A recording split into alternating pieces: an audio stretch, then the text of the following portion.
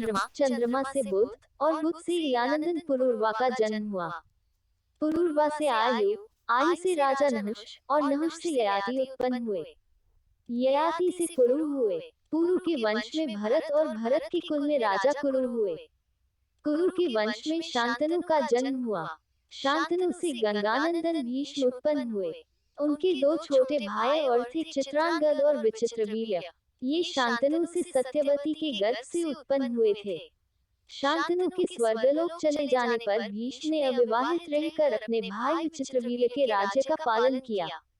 भीष्म महाभारत के प्रमुख पात्रों में से एक हैं। ये महाराजा शांतनु के पुत्र थे।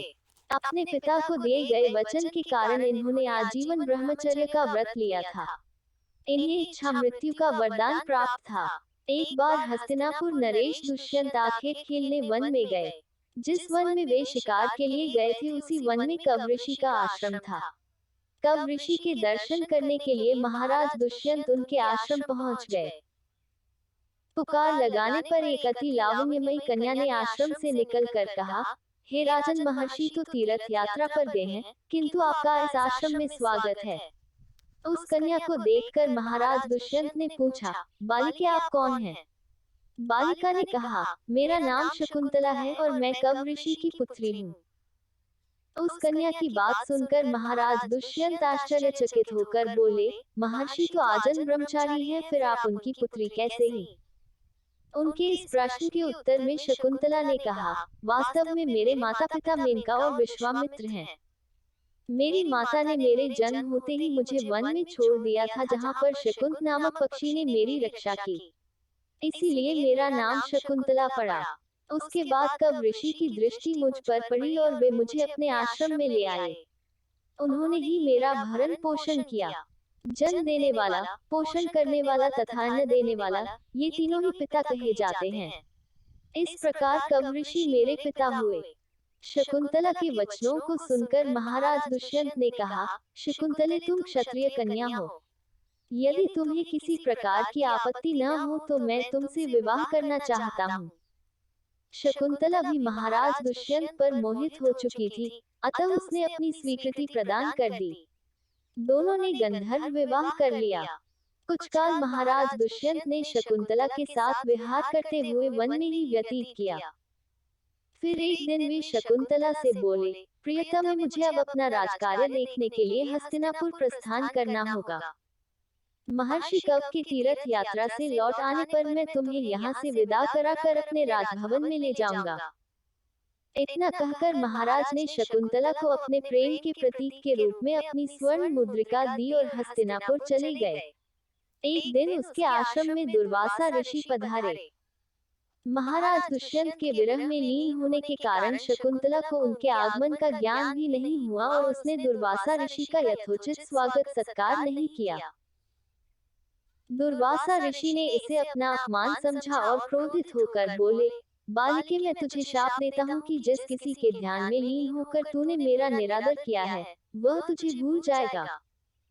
दुर्वासा ऋषि के शाप को सुनकर शकुंतला का ध्यान टूटा और वह उनके चरणों में गिरकर क्षमा प्रार्थना करने लगी।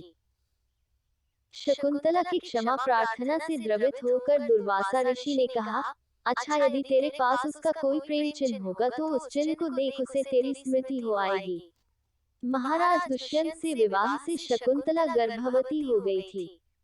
कुछ काल पश्चात कव ऋषि तीर्थ यात्रा से लौटे तब शकुंतला ने उन्हें महाराज दुष्यंत के साथ अपने गंधर्व विवाह के विषय में बताया। इस पर महर्षि कव ने कहा, पुत्री, विवाहित कन्या का पिता के घर में रहना उचित नहीं है। अब तेरे पति का घर ही तेरा घर है। इतना कहकर महर्षि ने शकुंतला को अपने शिष्यों के साथ हस्तिनापुर भिजवा दिया। मार्ग में एक सरोवर में आचमन करते समय महाराज दुष्यंत की दी हुई शकुंतला की अंगूठी, जो कि प्रेम चिन्ह थी, सरोवर में ही गिर गई। उस अंगूठी को एक मछली निगल गई। महाराज दुष्यंत के पास पहुंचकर कव ऋषि के शिष्यों ने शकुंतला को उनके सामने खड़ी करके कहा, महाराज, शकुंतला आपकी पत्नी है, आप इसे स्वीकार करें। महाराज तो दुर्वासा ऋषि के शाप के कारण शकुंतला को विस्मृत कर चुके थे, अतः उन्होंने शकुंतला को स्वीकार नहीं किया और उस पर उल्टा होने का लांछन लगाने लगे। शकुंतला का अपमान होते ही आकाश में जोरों की बिजली कड़क उठी और सबके सामने उसकी माता मेनका उसे उठा ले गई। जिस मच्छ ने शकुंतला की अंगूठी को निगल लिया था, एक दिन वह एक मछुआरे के जाल में आ फंसी। जब मछुआरे ने उसे काटा तो उसके पेट अंगूठी निकली।